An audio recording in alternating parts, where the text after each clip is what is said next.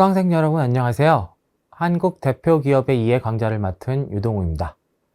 이번 강의는 세 번째 강의로 현대중공업의 시작이라는 주제로 강의하도록 하겠습니다. 먼저 강의 주제를 소개하도록 하겠습니다. 이번 강의에서는 현대중공업이라는 기업의 특징을 설명하고 현대중공업의 사업 분야인 조선산업의 특징을 설명합니다. 그리고 현대중공업이 어떻게 울산조선소에 사업계획을 세웠고 울산조선소를 건설했는지를 강의합니다. 현대중공업은 조선회사로 선박 건조 분야에서 많은 선박을 생산하고 전 세계로 수출하는 한국의 대표적인 대기업 중 하나입니다. 이 회사는 선박 건조 사업을 주력으로 하며 이 분야는 중공업으로 분류됩니다. 조선회사인 현대중공업은 세계적인 대기업으로 성장하면서 사업 영역을 다양화하였습니다. 그 결과 복잡한 지배구조를 가지게 되었습니다. 대기업의 지배구조가 변화하면서 현대중공업 그룹은 2023년을 기준으로 HD현대를 중심으로 지주회사 체제가 수립되어 있습니다. 지주회사란 다른 회사의 주식을 소유하고 지배하는 것을 주요 사업활동으로 삼는 주식회사를 의미합니다. 한국에서는 주로 기업 집단의 지배회사를 의미합니다. 이번 강의에서 다루는 주요 회사는 선박을 건조하는 회사인 현대중공업입니다. 설립 당시에는 현대중공업이었으며 현재는 HD현대를 지주회사로 하는 현대중공업 그룹입니다. 현대중공업 그룹은 다양한 사업 분야를 가지고 있습니다. 지주회사인 HD현대의 주요 계열사에는 조선해양 부분, 산업기계 부분, 에너지 부분, 그리고 기타 서비스 부분으로 구분되어 있습니다. 그중 현대중공업 그룹의 시작이라고 할 수 있는 현대중공업은 현재는 조선해양 부분의 중간 지주회사인 한국조선해양의 계열사입니다. 중간 지주회사란 기존 지주회사의 지배를 받는 동시에 다른 사업자 회사를 자회사로 거느리는 지주사를 말합니다. 복잡해 보이는 구조이긴 하지만 이번 강의에서는 현대중공업의 역사에 대해서 설명하고 다음 강의에서는 현대중공업이 다양한 사업 분야를 확장하며 형성된 현대중공업 그룹 구조에 대해서 살펴볼 예정입니다. 다만 주식시장에서 HD현대, 한국조선해양, 현대중공업이 각각 다른 회사로 구분되어 있어 구조에 대한 설명이 필요할 것으로 생각합니다. 기업의 매출액과 순위 등은 시시각각 변화하기 때문에 한 시점에서 평가하는 것이 별로 의미 없기도 합니다. 하지만 이 강의에서는 현대중공업 또는 현대중공업 그룹이 얼마나 성장했는지를 알기 위해서 주식시장에 상장되어 있는 현대중공업의 매출액을 살펴보고자 합니다. 현대중공업의 매출액은 2019년 54,567억 원, 2020년 83,120억 원, 2021년 83,113억 원, 2022년 91,994억 원입니다.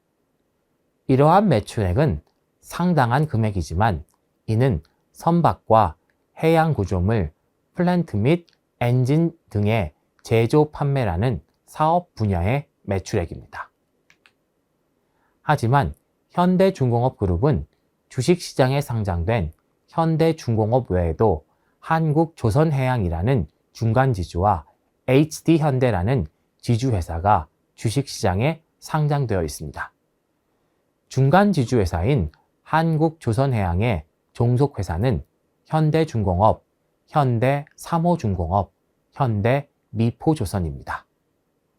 한국조선해양의 매출액은 2019년 15만 1,816억 원, 2020년 14만 9,037억 원, 2021년 15만 4,934억 원, 2022년 17만 9,455억 원입니다. 마지막으로 HD현대의 매출액은 2019년 26만 6,303억 원, 2020년 18만 9,110억 원, 2021년 28만 1,587억 원, 2022년 60만 7,560억 원입니다. HD현대는 별도의 사업을 영위하지는 않지만 전문적인 의사결정이 가능한 체제 확립을 위한 순수 지주회사입니다. 선박, 엔진의 AS 사업 및 정유 사업, 건설기계 제조 사업, 전기 전자기기 제조 사업, 산업용 로봇 제조업 등을 역유하는 자회사의 주식을 소유하고 있으며 주된 수입원은 자회사들로부터 받는 배당금입니다. 지금까지 말씀드린 매출액은 연결재무제표 기준입니다. 연결재무제표에는 종속기업의 실적이 포함되고 별도 재무제표에는 종속기업의 실적이 포함되지 않습니다. 순수 지주회사인 HD현대의 경우 별도 재무제표를 기준으로 한 매출액은 2019년 4,927억 원, 2020년 3,759억 원, 2021년 2,538억 원입니다. 이는 HD현대는 별도의 사업을 영위하지 않고 자회사들로부터 받는 배당금이 주 수입원인데 그 금액이 2021년에 2,538억 원이었다는 것입니다. 이 금액은 2021년 연결 매출액 28만 1,587억 원과는 다릅니다. 그런데 현대중공업 그룹의 경우에는 주식시장에 상장되지 않은 비상장 회사인 정유회사 현대오일뱅크가 매출액의 상당 부분을 차지하고 있습니다.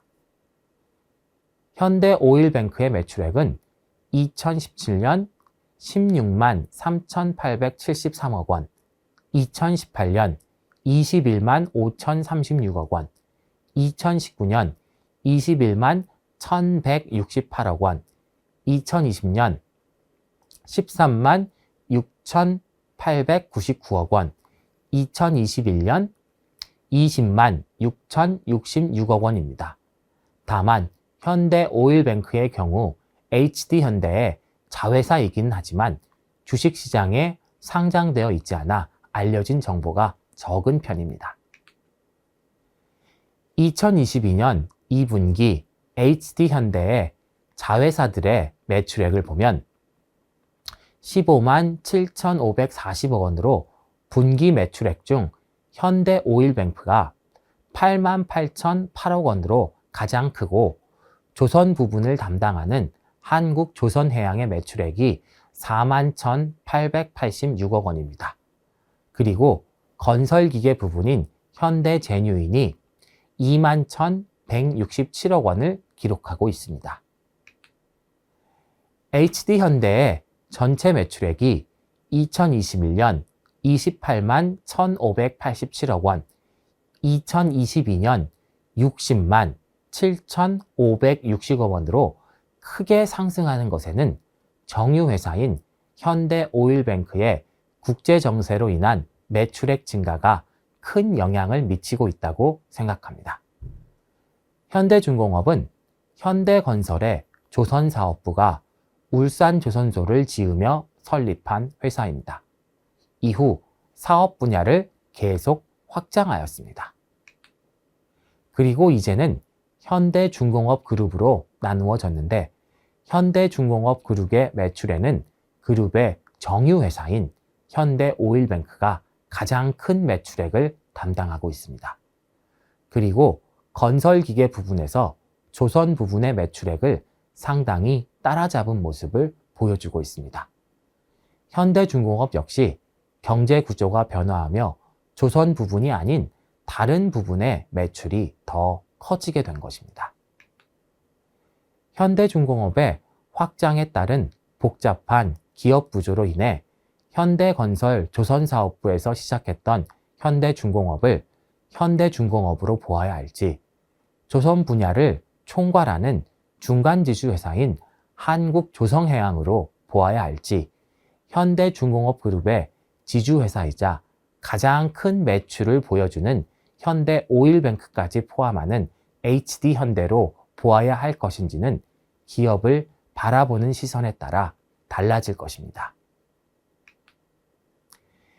이번 시간에 강의할 주요 내용은 현대건설 조선사업부에서 시작해 만들어진 회사인 현대중공업입니다. 현대중공업이 HD현대로 확장되어 나가는 과정과 기업 환경 변화와 경제 발전에 따른 산업 비중 변화, 그리고 현대그룹이 나누어지는 과정에서 이루어진 계열사의 변화는 다음 4주차 강의에서 살펴보도록 하겠습니다.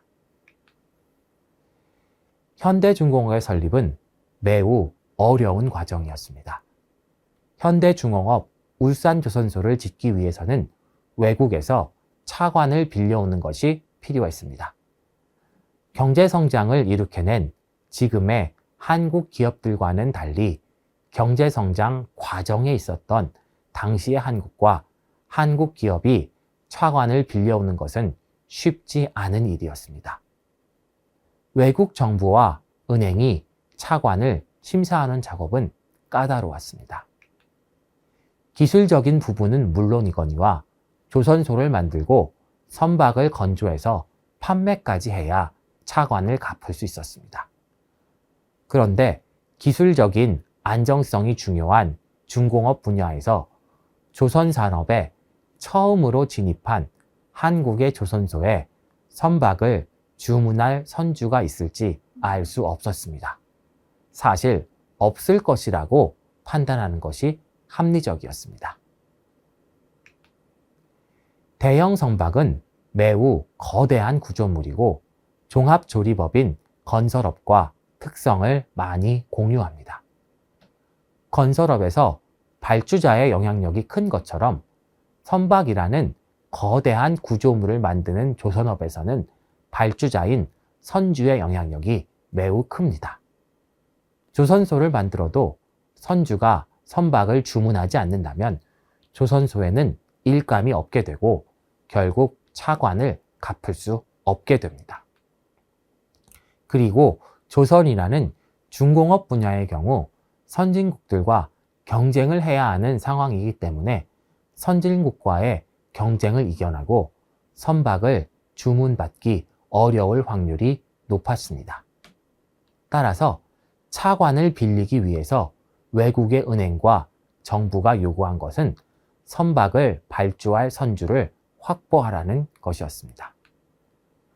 조선소가 없어서 조선소를 짓기 위해 차관을 빌리려고 하는데 조선소가 없는 상황에서 선박을 주문할 선주를 확보해야 차관을 빌려올 수 있는 상황인 것입니다. 그런데 현대중공업의 정주영 창업자는 조선소가 없는 상황에서 그리스의 선주인 조지 리바노스에게 대형 유존선 2척의 주문을 받아냅니다. 그리고 그 선박 주문을 근거로 영국의 은행에서 차관을 받습니다. 그리고 울산조선소를 건설합니다. 울산조선소를 건설하기 위해 주문받은 선박의 가격은 척당 3,095만 달러였습니다.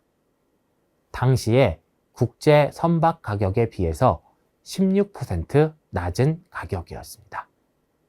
그러한 조건에 추가로 2년 6개월 후 선박을 건조해서 인도하고 계약을 이행하지 않을 경우 원리금을 전액 변상한다는 내용이 추가되었습니다.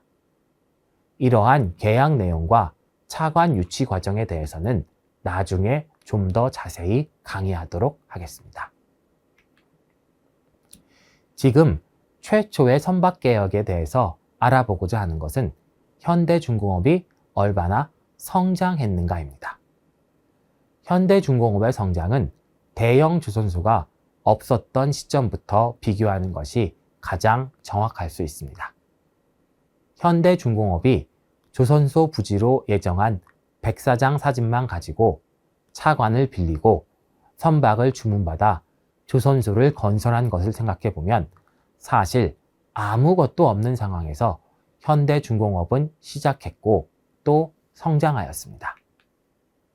하지만 수치적인 비교를 위해 기준이 되는 수치를 찾아보면 첫 선박 수주 금액인 3,095만 달러로 시작하여 2척의 선박을 생산했을 때의 총 수주 금액인 6,190만 달러를 기준으로 삼아야 할 것 같습니다. 물론 6,190만 달러도 큰 금액이지만 2022년 현대중공업의 매출액은 91,994억 원입니다. 환율의 변화와 물가 상승률 등을 고려하여 정확히 비교하는 것은 어려운 일입니다. 또한 조선산업의 경우 선박의 설계 기간과 건조 기간이 길기 때문에 2년 6개월 후에 인도되는 선박의 매출을 어떻게 반영해야 하는지에 대한 문제도 고려해야 합니다. 총 금액인 6,190만 달러를 2년 6개월로 나누어서 반영하는 것이 가장 상식적이지만 선주가 선박이 만들어진 뒤에 인수를 거부하기도 하는 조선산업의 특성을 반영한 복잡한 계약 방식은 그러한 단순 계산을 어렵게 만듭니다. 하지만 환율의 변화와 물가 상승 그리고 계약에 따라 반영되는 방식이 복잡한 연간 매출액을 고려해 보더라도 현대중공업이 매우 빠르게 성장했다는 결과에 영향을 미치지는 못합니다. 100만 달러를 10억으로 환산하면 6,190만 달러는 62억 정도의 금액인데 이는 2022년에 현대중공업의 매출액인 91,994억과는 매우 차이가 큽니다. 환율과 물가 상승, 매출액 반영 방식 등 모든 것을 고려해도 현대중공업이 크게 성장했다는 사실은 여전히 변함없습니다.